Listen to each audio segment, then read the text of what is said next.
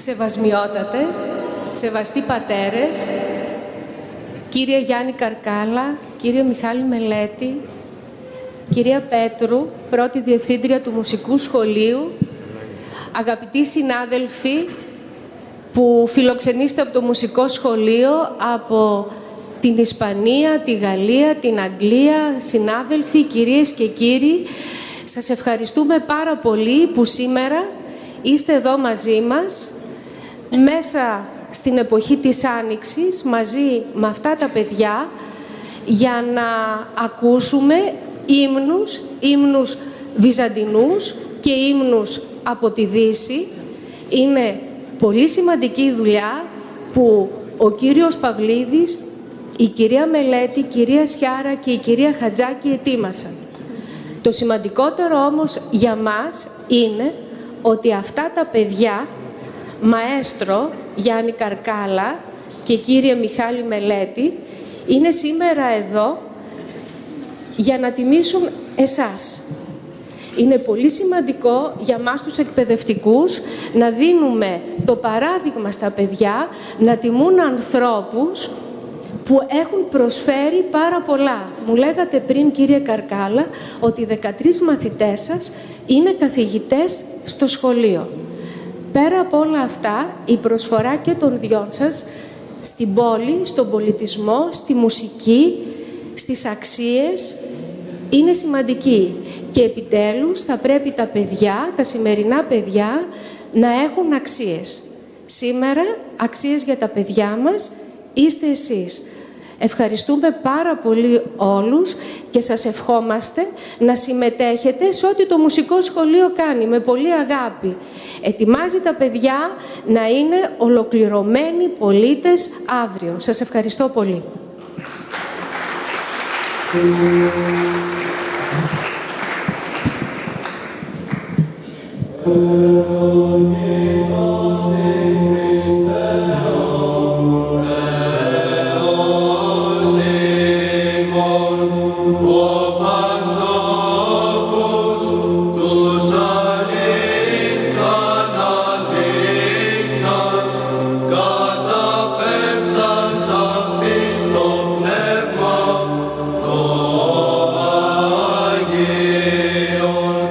Και δι' αυτόν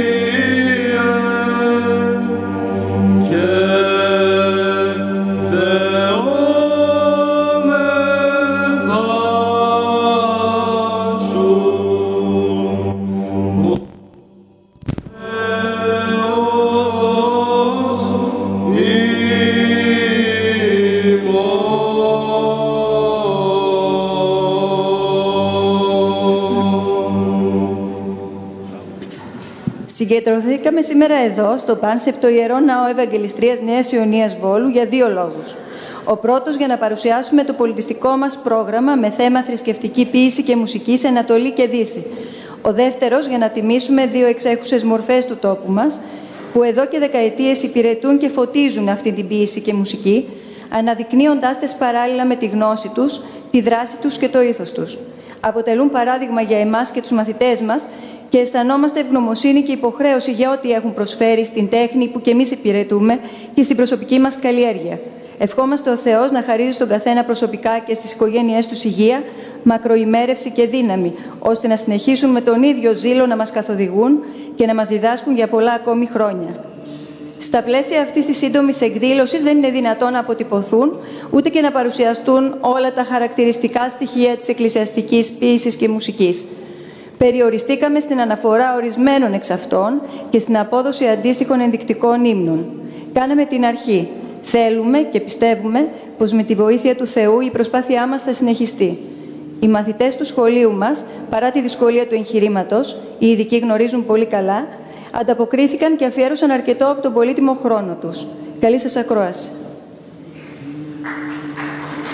Θεός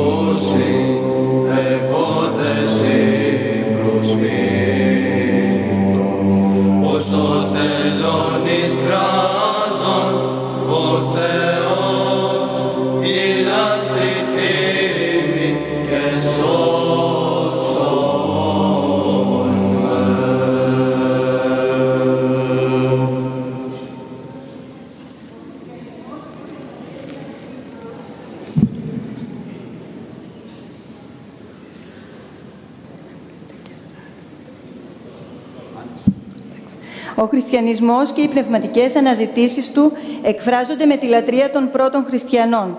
Στην αρχή η λατρεία ακολουθεί το πρότυπο της Εβραϊκής Συναγωγής. Οι χριστιανοί συναθρίζονται σε ιδιωτικούς ευκτήριους οίκους, συμμετέχουν σε κοινές τράπεζες και ψάλουν ψαλμούς και ύμνους και οδές πνευματικές. Αρχαϊκοί και μονόστροφοι ύμνοι πέρασαν από την Παλαιά Διαθήκη στην Καινή Διαθήκη, ενώ σταδιακά και παράλληλα δημιουργούνται και νέοι, τα τροπάρια, που αποτελούν τη βάση της χριστιανικής υμνογραφίας. Αργότερα, στα τροπάρια δίνονται διάφορες ονομασίες, όπως απολυτίκιο, σύντομο τροπάριο της ημέρας κάθε εορτής, στιχηρό, ψάλεται μετά την ανάγνωση στίχων από τους ψαλμούς, ευλογητάρια, προτάσσεται πριν από κάθε τροπάριο ο στίχος «Ευλογητός» ή «Κύριε» και πολλές άλλες. Η σύνθεση των ύμνων κατά τους πρώτους αιώνες είναι υπόθεση είτε συλλογική, όπως και στα δημοτικά μας τραγούδια, είτε αποτέλεσμα προσωπικής δημιουργίας. Στους ύμνους που διαμόρφωσε η πρώτη χριστιανική κοινότητα συλλογικά συγκαταλέγονται οι γνωστοί «Φως ηλαρών», που ονομάζεται και επιλίχνιος ύμνος, «Δόξα εν υψίστοις Θεό και επί γης ειρήνη», «Ο μονογενής Υιός και Λόγος του Θεού» και άλλοι. Οι συνθέτες των ύμνων πολλές φορές είναι αυτοί που μελοποιούν τους ύμνους. Έτσι, στη χριστιανική υμνογραφία, ο όρος μελωδός εκφράζει τόσο το συνθέτη του ποιητικού έργου, του λόγου δηλαδή, όσο και τον επενδυτή της μελωδίας, του μέλους. Διάσημοι δημιουργοί ύμνων της πρώιμης χριστιανικής περίοδου είναι οι Άγιοι Κλίμης Αλεξανδρίας, Κλίμης Ρώμης, Ιγνάτιος ο Θεοφόρος, Εφραίμ ο Σύρος και άλλοι. Ορφρίζει το πνεύμα μου προς ο Θεός, διότι φως τα προστάγματα σου επί της γης.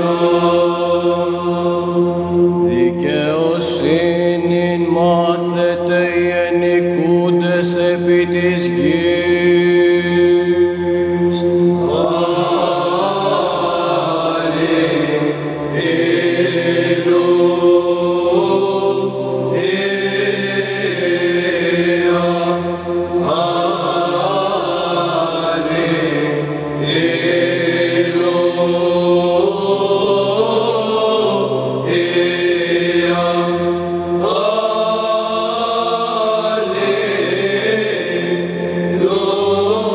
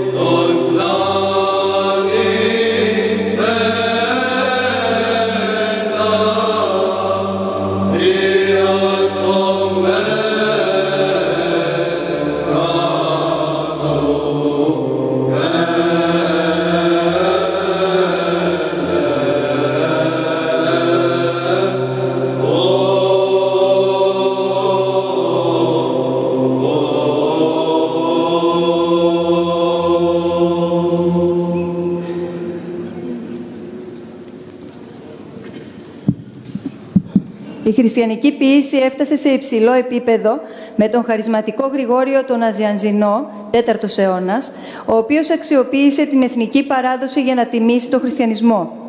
Το ποιητικό του έργο κατέστη σημείο αναφοράς για όλη τη μεταγενέστερη βυζαντινή ποίηση με ανυπολόγιστη επίδραση.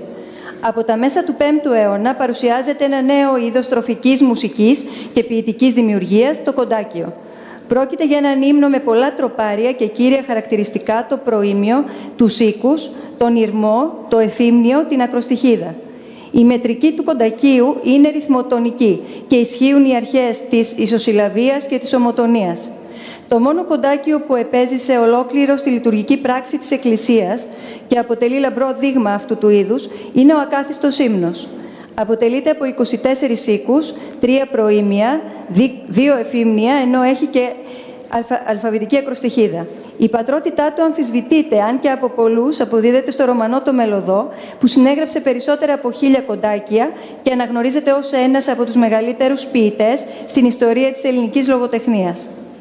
Κατά την περίοδο της οικονομαχίας, 7ος-8ος αιώνας, οριστικοποιείται ένα νέο είδος λειτουργικής ποίησης, ο κανόνας. Είναι σύστημα τροπαρίων σε διάταξη 9 ή αργότερα 8 στροφικών συνθέσεων, κατά το πρότυπο των 9 βιβλικών οδών.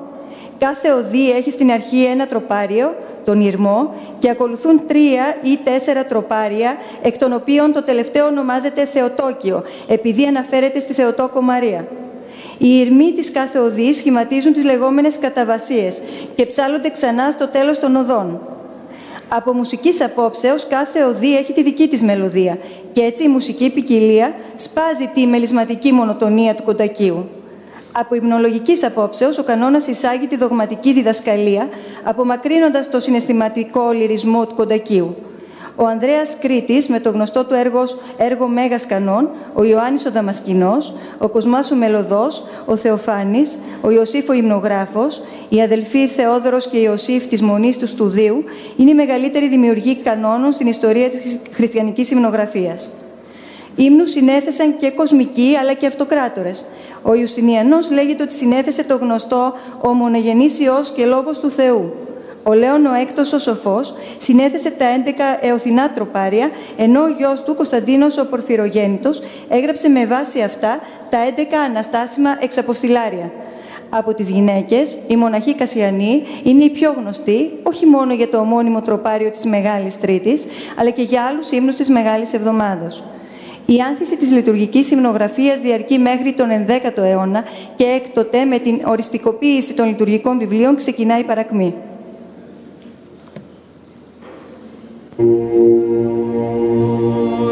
Κρεμάται επί ξύλου ο ενίδαση την γην κρεμάσας σήμερον κρεμάται επί ξύλου ο ενίδαση την γην κρεμάσας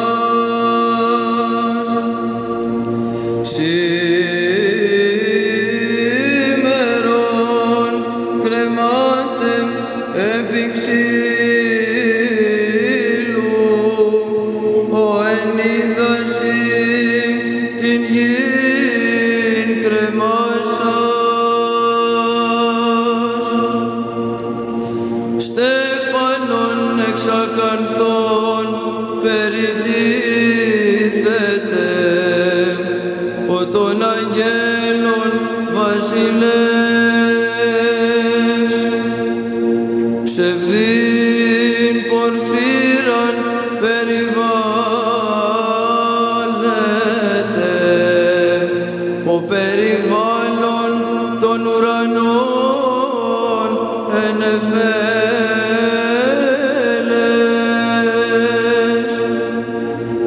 ράπισμα κατεδέξατο ο εν Ιορδάνη ελευθερώσας τον Αδάμ ύλης προσιλώθη ο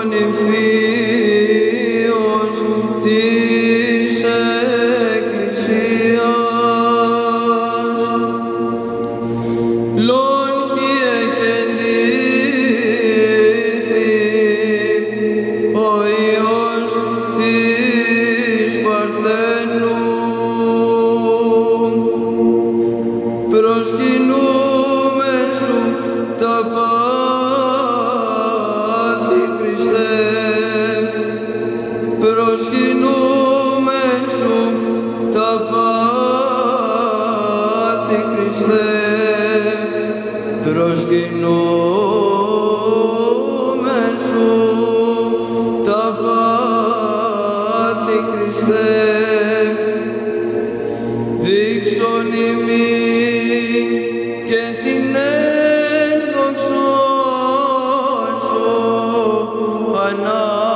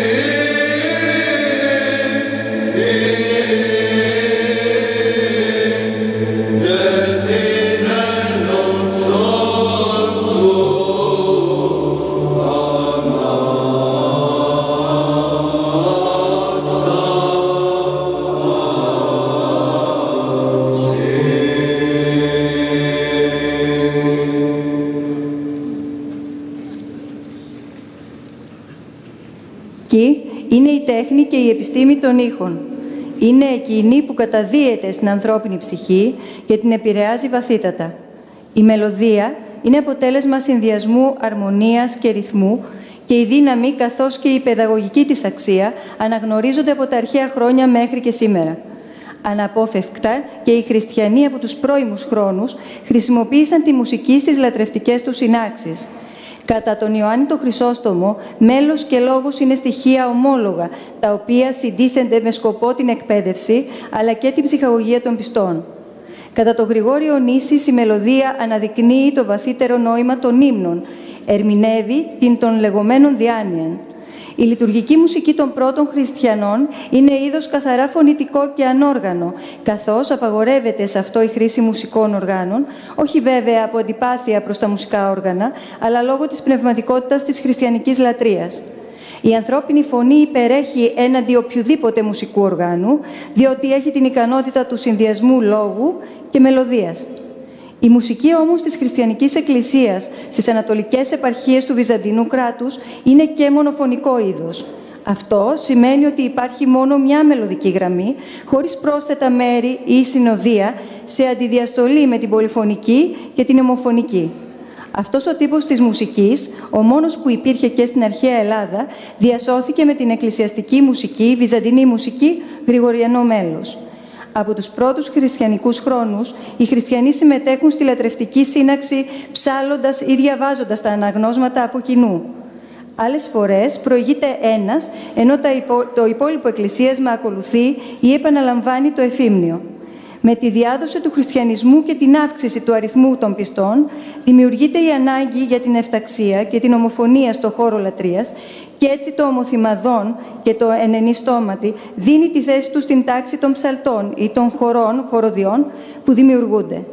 Άλλο χαρακτηριστικό που από νωρίς παρατηρείται στη λατρεία είναι η αντιφωνική ψαλμόδηση, δηλαδή ο διαμοιρασμός των ψαλτών σε δύο μέρη που ψάλουν ένα λάξ, στοιχείο που υπάρχει και στην αρχαία τραγωδία. Τα μέλη των πρώτων αιώνων είναι απλά και σύντομα. Για την απόδοση των ύμνων χρησιμοποιούνται γνωστές μελωδίες και η εμελής απαγγελία, παρακαταλογή, δηλαδή ο τρόπος που και σήμερα χρησιμοποιούμε στην ανάγνωση των αποστολικών και ευαγγελικών περικοπών. Yeah.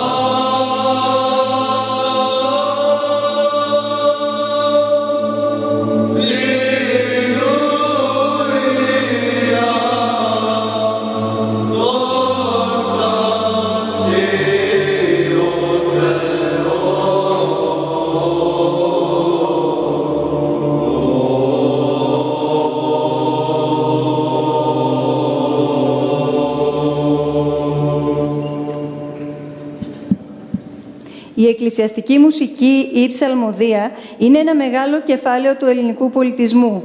Σε αυτό επιβιώνουν τεχνικές και αισθητικές αρχές της αρχαίας ελληνικής μουσικής. Στα χρόνια της Βυζαντινής Αυτοκρατορίας αναπτύσσεται, καλλιεργείται και διαδίδεται.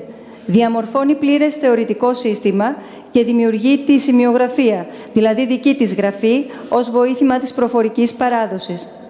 Το ισοκράτημα δεν καταργεί τη μονοφωνία, δεν αλλοιώνει το χαρακτήρα της, εμπλουτίζει και τονίζει τη μελωδία, στηρίζει και αναπαύει το μέλος. Έτσι, η μουσική της Εκκλησίας γίνεται τέχνη, σπουδή εκκλησιαστική, άκουσμα και λάλημα του γένους, γίνεται μουσική του κράτους. Η εκμάθησή της δύσκολη, τα νοήματα και ο λόγος που υπηρετεί άπειρα και ακατάληπτα, η κατάνοιξη και η τέρψη όμως που δημιουργεί ανυπέρβλητη μεγαλειώδης. Οι μαθητές του Βυζαντινού χορού του σχολείου μας θα κλείσουν το πρόγραμμα που ετοίμασαν ψάλλοντας το προκείμενο «Ανάστα ο Θεός», που ακούγεται στον εσπερινό της Ανάστασης το Μεγάλο Σάββατο το πρωί, τη λεγόμενη Πρώτη Ανάσταση, και προαναγγέλει το χαρμόσυνο γεγονός.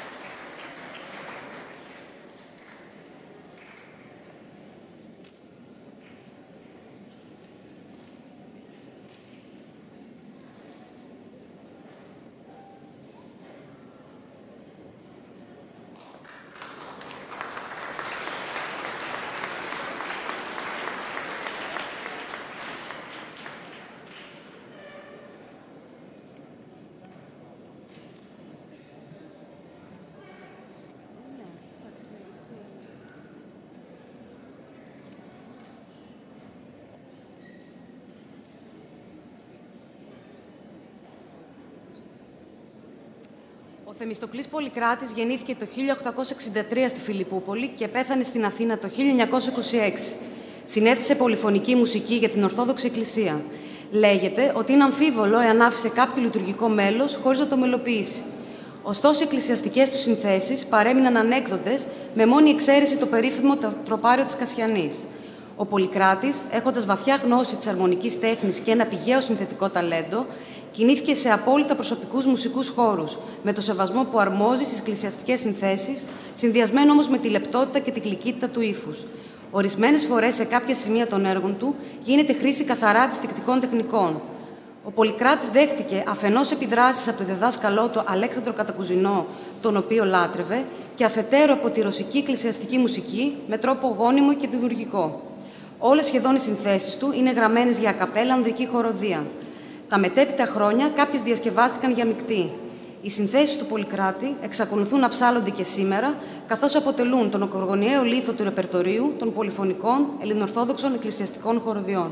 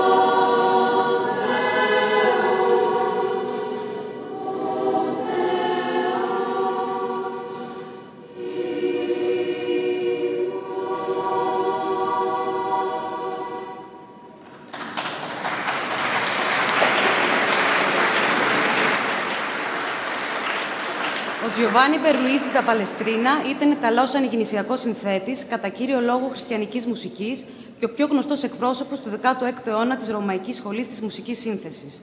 Ήταν ένας από τους κυριότερους εκπροσώπους πολυφωνικής μουσικής και αυτός που άσκησε τη μεγαλύτερη και πλέον σημαντική επίδραση στη διαμόρφωση της δυτικής εκκλησιαστικής μουσικής. Άφησε τεράστιο όγκο έργου, το οποίο αποτελεί σημείο αναφορά στη φωνητική αντίστοιξη, τις οποίες θεωρείται δήμον. Το ρεκορτάτα είναι ένα από τα 5 θρηνώδη άσματα που αναφέρονται στην αιχμαλωσία της Ιερουσαλήμ από τους Βαβυλώνιους σε ποίηση Ιερεμίου του προφήτου. Ο ποιητής διερωτάται για το λόγο αυτής της απερίγραπτης καταστροφής, για να διαπιστώσει ότι δεν ευθύνεται ο Θεός για αυτήν, αλλά η αμαρτία του λαού. Παρά την απόγνωσή του, δεν πάβει να εμπιστεύεται το Θεό και την ευσπλαχνία του.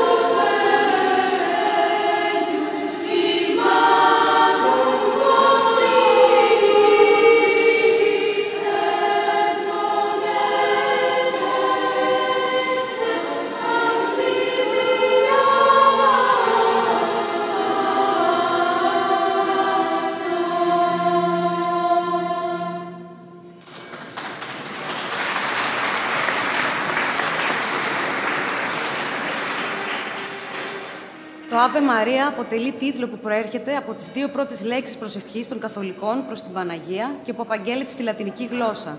Καθίσταται εμφανές ότι το πρώτο μέρος της προσευχής προέρχεται αυτολεξία από το Ευαγγέλιο του Λουκά, που είναι ο χαιρετισμός του Αρχαγγέλου Γαβρίλ προς την Παρθένο Μαρία, συμπληρούμενος από την αναφώνηση της Ελισάβετ.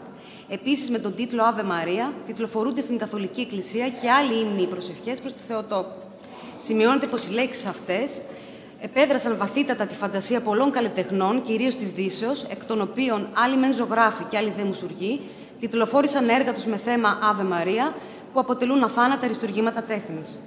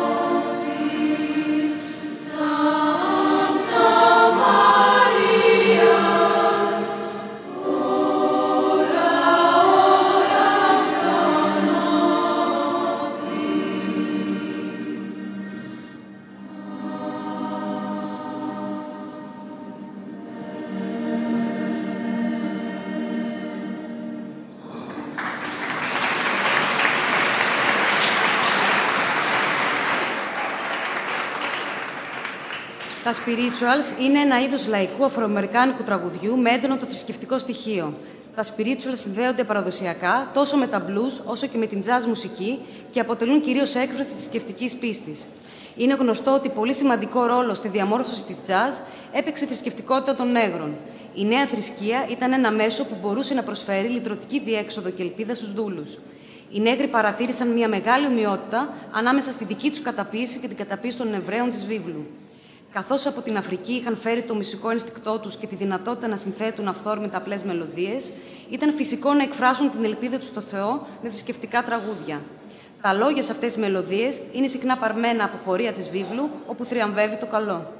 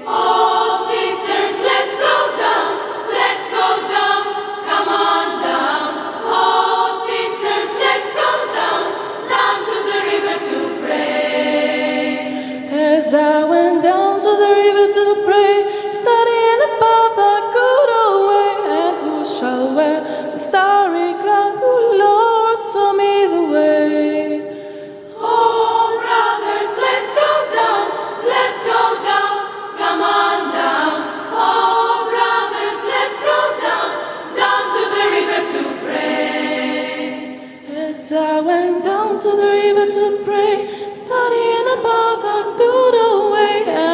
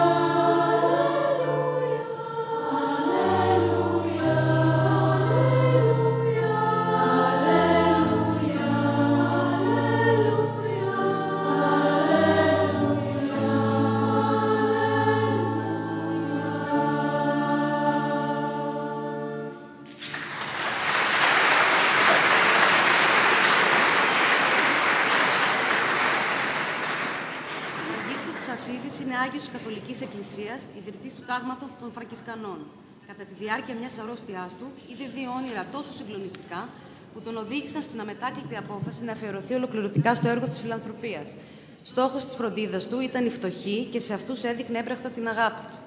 Κήρυξε την ισότητα, την ειρήνη, την περιφρόνηση του πλούτου και την υπεροχή της φτώχειας, την αγάπη προς όλα τα δημιουργήματα του Θεού, έμψυχα και άψυχα.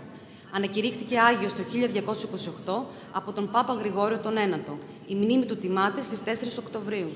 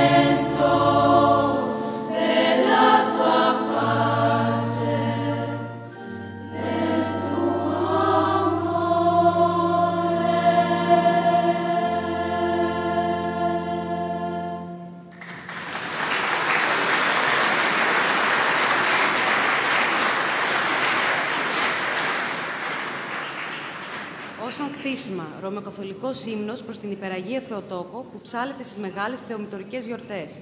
Η μελωδία είναι παραδοσιακή της Σικελίας, ενώ στην Αγγλία χρησιμοποιείται και ως χριστουγεννιάτικα κάλατα.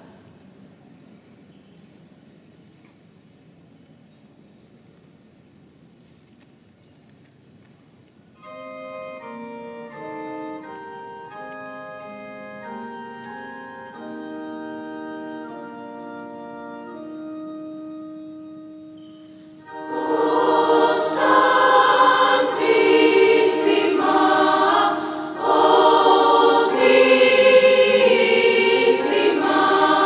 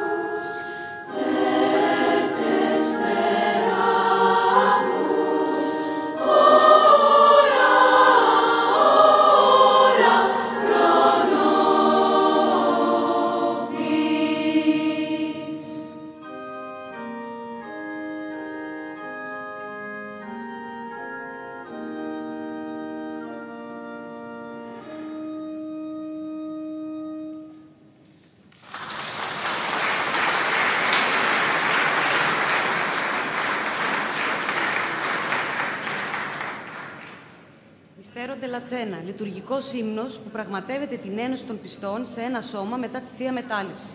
Ο συνθέτης Λούκας Ντε Πέρσαλ έζησε την εποχή Μπαρόκ στην Αγγλία και θεωρείται αυτοδίδακτος συνθέτης. Φημίζεται για την ορχιστρική μουσική που έγραψε, τα μοτέτα, τα τραγούδια και τα χωρικά.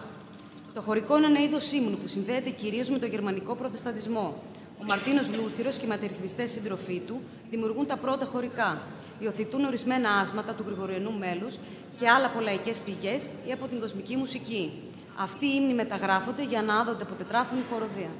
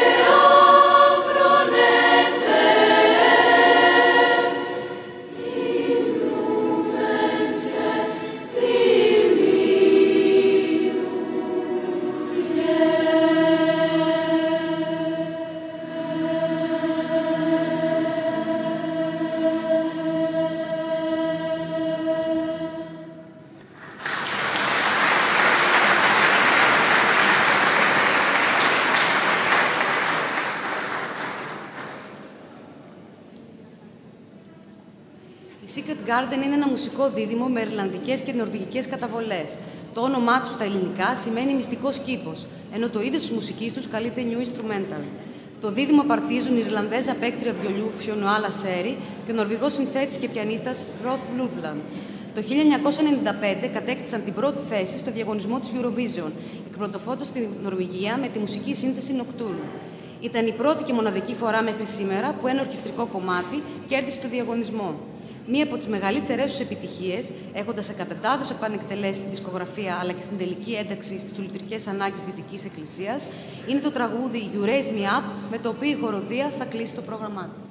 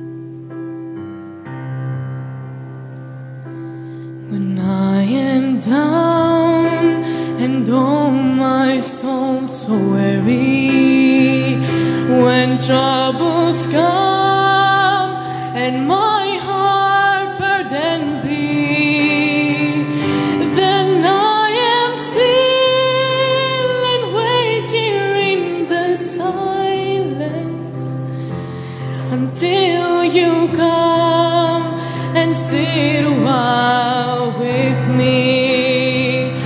You raise me up so I can stand on mountains.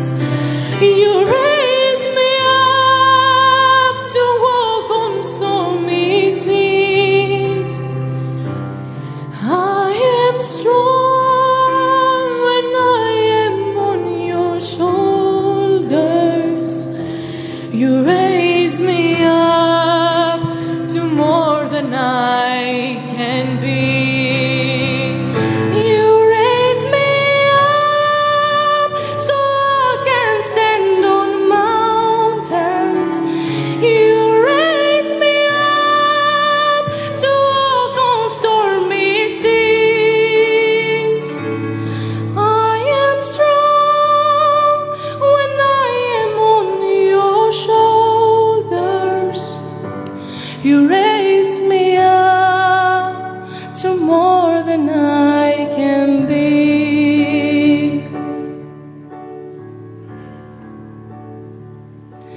There is no life without its hunger.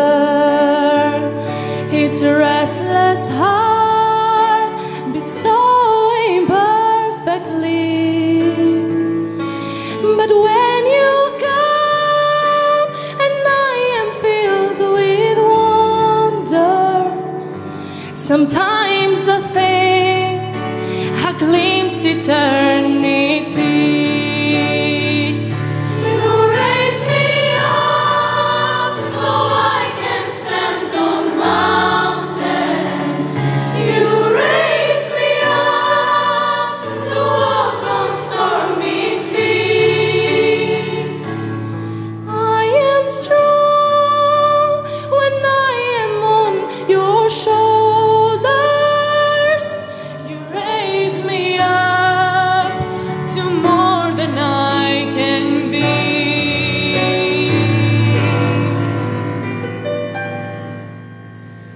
You raise me up to more than I can be.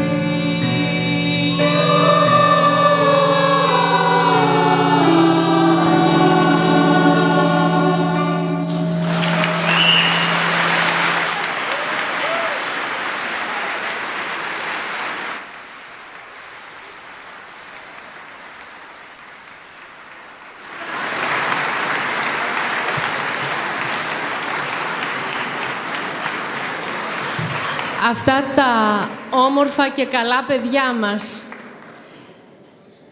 ας βγουν τα κορίτσια που είπαν σόλο να τα χειροκροτήσουμε.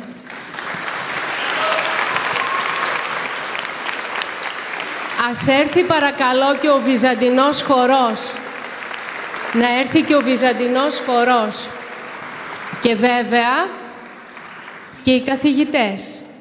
Και θα αρχίσω από τον κύριο που μας τραβάει βίντεο, τον Γιάννη Βογιατζή. Ευχαριστούμε πολύ.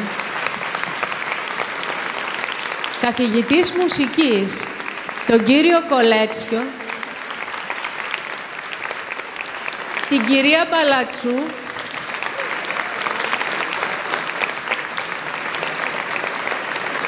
την κυρία Χατζάκη και την κυρία Μελέτη.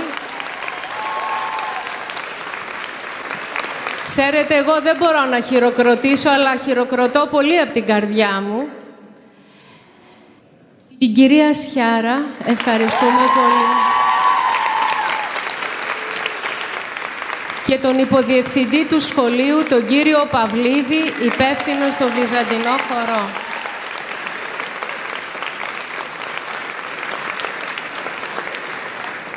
Σας ευχαριστούμε πάρα πολύ και πριν το είπαμε την κυρία Μελέτη.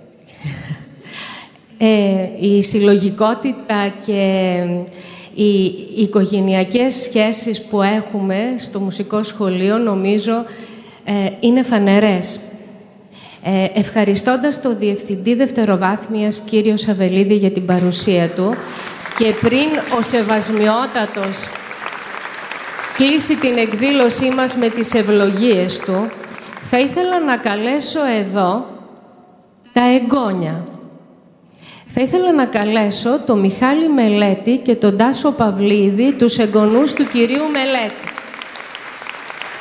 Και θα ήθελα να καλέσω και τον Γιάννη Καρκάλα, το μαθητή μας, να τιμήσουν τους παππούδες τους. Ο Γιάννης που είναι?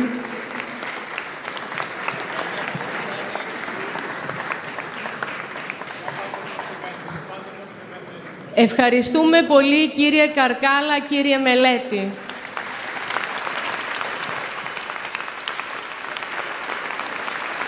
Γιάννη. Μαζί με τους εγγονούς σας, κύριε Μελέτη και κύριε Καρκάλα, σας τιμά όλο το μουσικό σχολείο. Σας ευχαριστούμε πολύ. Ευχαριστούμε και εσάς. Πραγματικά ήταν μυσταγωγία και είμαστε ευλογημένοι, Σεβασμιότατε, που έχουμε αυτό το σχολείο. Κύριε Μελέτη, θέλετε να πείτε δύο λόγια?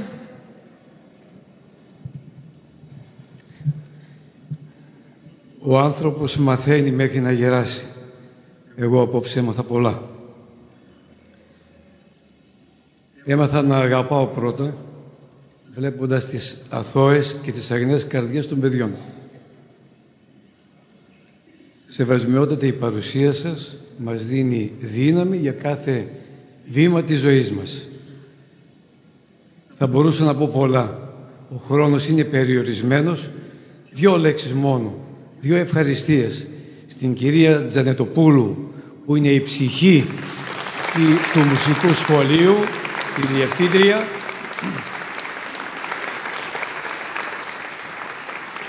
τους υποδιευθυντές και τους καθηγητές του μουσικού σχολείου,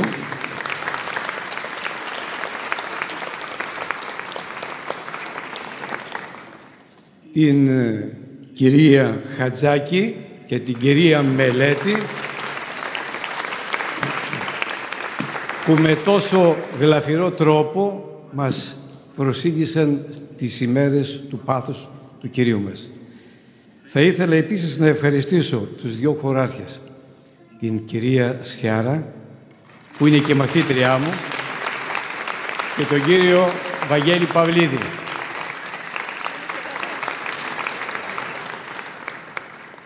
Ευχαριστώ και εσάς όλους για την αγάπη που είχατε απόψε και παρευρεθήκατε και τιμήσατε με την παρουσία σας την εκδήλωσή μας.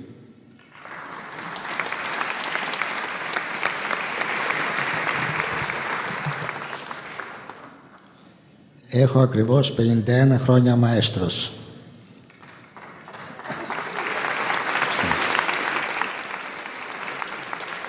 Έχω δει τέτοιες χαρές και τέτοια βραβεία άπειρα. Το σημερινό το βραβείο έχει κάποια ιδιαιτερότητα για μένα.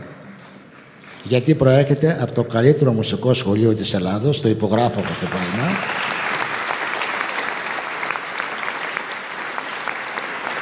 Σε αυτό το σχολείο έβαλα και εγώ ένα λιθαράκι. Είναι γύρω στους 13 με 14 καθηγητές που είναι μαθητές μου και ιδιαίτερα με ρώτησε κάποιος ιεροψάλτης. Τώρα που βασιλεύει ο ήλιος για σένα, βρήκες άλλο ήλιο? Τον βρήκα σήμερα και εύχομαι να με αντικαταστήσει.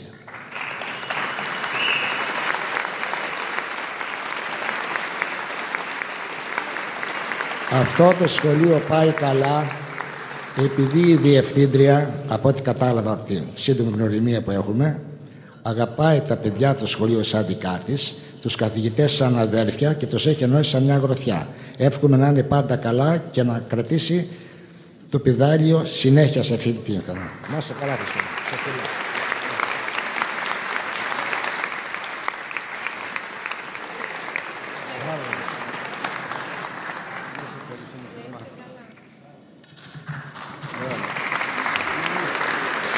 Γινόμαστε πιο πλούσιοι μέσα από όλα αυτά, σεβασμιότατε.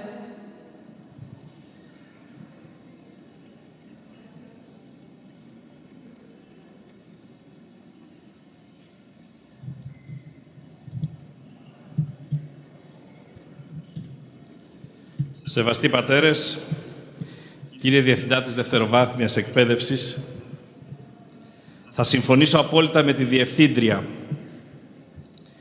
Πήρε από τη σκέψη μου η λέξη ευλογημένη. Είμαστε όντως ευλογημένοι σε αυτή την πόλη, σε αυτόν τον τόπο, σε αυτή την περιοχή που ο Θεός μας έταξε ο καθένας από εμάς να διακονούμε. Όλη αυτή την ώρα δοξάζω το Θεό για το ότι με έχει εδώ ως πνευματικό πατέρα να γεύομαι τη χαρά της παρουσίας όλων και βεβαίως ξεκινώντας από τα πρόσωπα που τιμήθηκαν και άξια τιμήθηκαν.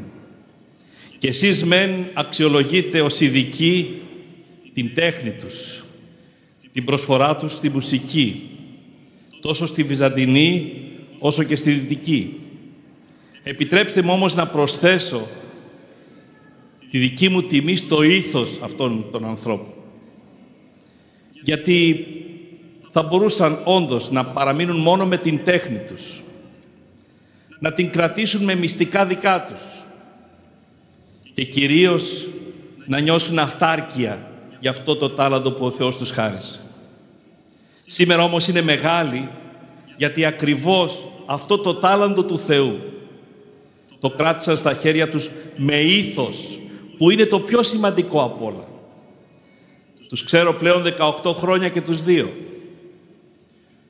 Με τον έναν το δυσκολεύω συμψάλλοντας, τον άλλον το χειροκροτώ σε θαυμάσιες συναυλίες. Αλλά και στους δύο διακρίνω πάντοτε αυτή τη χαρά της αγάπης που έχουν για αυτό που κάνουν, που το μεταλαμπαδεύουν με ξεχωριστή τέχνη. Αυτό είναι το σπουδαιότερο. Δεν αρκεί να είσαι τεχνίτης, να μπορείς να μεταλαμπαδεύσεις τη γνώση και την τέχνη σου και το ταλέντο σου και να παράξεις τόσους μαθητές άξιους και μαθήτριες που είναι η παρακαταθήκη σας στον τόπο. Έχετε αφήσει μεγάλη πρίκα σε αυτόν τον τόπο και θα σας ευγνωμονεί και σας ευγνωμονεί και έχετε ακόμη πολλά να προσφέρετε. Και βεβαίως στο ήθος, με τις οικογένειές σας εξάλλου. Από εκεί ξεκινάει κανείς. Με τα φυσικά σας παιδιά, τα εγγόνια σας και όλα τα πνευματικά σας παιδιά, τους μεταλαμπαδεύσατε την αληθινή αγάπη, το ήθος της αυθεντικής παρουσίας και κυρίως την ενότητα που πρώτοι εσείς διδάσκετε με την παρουσία σας και με την προσωπικότητά σας. Γι' αυτό και ως επίσκοπος και εκ μέρους όλης της τοπικής εκκλησίας και είμαι βέβαιος και όλης της τοπικής κοινωνίας σας ευχαριστούμε, σας ευγνωμονούμε και προσευχόμαστε ο Θεός να σας χαρίσει πολλά ακόμη χρόνια. Θα έχετε διαδόχους, είμαι βέβαιος. Αλλά μέχρι τότε Κρατήστε το ήθος, κρατήστε την ευθύνη, διδάξτε ακόμη περισσότερους και να ξέρετε ότι θα είστε πάντοτε για τη ζωή όλων μας μια ευλογία και παρουσία Θεού. Συγχαίρω τη Διευθύντρια, δεν χρειάζεται να πω περισσότερα. Ξέρω βέβαια ότι πήρατε ένα σχολείο καλά θεμελιωμένο, να μην πω ονόματα τώρα. Η κυρία Πέτρου όμως της αξίζει ένα ακόμη χειροκρότημα γι' αυτό. Είχε μεγάλη αγωνία για τη διαδοχή της. Δικαιώσατε τις προσευχές της, είμαι σίγουρος. Και σας ευχαριστώ και σας συγχαίρω, γιατί το σχολείο αυτό όντως προβάλλει την πόλη μας, την τοπική μας κοινωνία, αναδεικνύει τα ταλέντα, δημιουργεί προϋποθέσεις και άλλοι να μιμηθούν. Και αν τέτοια σχολεία, κύριε Διευθυντά, έχετε και αποκτήσει ακόμη περισσότερα η πόλη μας, και ας μην είναι μόνο μουσικά, τότε και εσείς θα έχετε σφραγίσει με την παρουσία σας. Αυτή την παιδεία που πάσχει όμως και θέλει πολλή δουλειά, και σας παρακαλώ και εγώ, δεν μου έχει πει κανείς τίποτα, αλλά να επιμένετε πάντοτε αυτό το σχολείο να παραμείνει ζωντανό. Το χρειαζόμαστε, το απαιτούμε θα έλεγα. Δεν το κουβεντιάζουμε. Εγώ θα είμαι ο πρώτος που θα φωνάξω σε όποιον τολμήσει να σταματήσει τέτοιες προσπάθειες. Και εδώ και σε όλη την Ελλάδα. Είναι το ελάχιστο που μένει σε αυτόν τον τόπο, ο πολιτισμός της μουσικής μας. Τουλάχιστον. Συγχαίρω τα παιδιά μας από την καρδιά μου.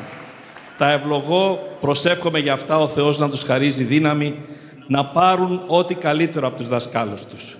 Γιατί έχουν δασκάλους κι αυτά, με ήθος, με πίστη στο Θεό, που δεν είναι απόλυτα δεδομένο στην εποχή μας, σε όλους τους χώρους. Και ξέρω τι λέγω και για αυτόν που είχε τη διεύθυνση του χορού του Βυζαντινού και για την περίφημη μαέστρο που είχε τη διεύθυνση της Μεγάλης Χοροδίας. Τους ευχαριστώ και τους δύο από καρδιάς. Σε όλους εσάς εύχομαι να χαίρεστε τα παιδιά σας, να χαίρεστε τα εγγόνια σας. Όσο υπάρχουν αυτά τα παιδιά και αυτοί οι δάσκαλοι, τούτος ο τόπος έχει ελπίδα, έχει μέλλον. Είναι αυτό που δεν απολωτριώνεται, θα το πω για να γελάσετε, που δεν φορολογείται με τίποτα. Ο πλούτος του πολιτισμού μας. Μη φοβάστε λοιπόν. Αυτός είναι ο πλούτος μας. Όλα τα άλλα θα τα βρούμε. Εύχομαι σε όλους καλή Αγία και Μεγάλη Εβδομάδα. Θα πορευτούμε στο πάθος του Κυρίου μας με συναισθήματα, με εμπειρίες, μετέχοντας τη λατρεία της Εκκλησίας μας και να έχουμε πάντοτε υπόψη μας. Πάντοτε μετά από έναν Γολγοθά υπάρχει η Ανάσταση. Αρκεί να πιστεύουμε σε αυτήν. Σας ευχαριστώ όλους. Ο Θεός να είναι πάντοτε μαζί σας.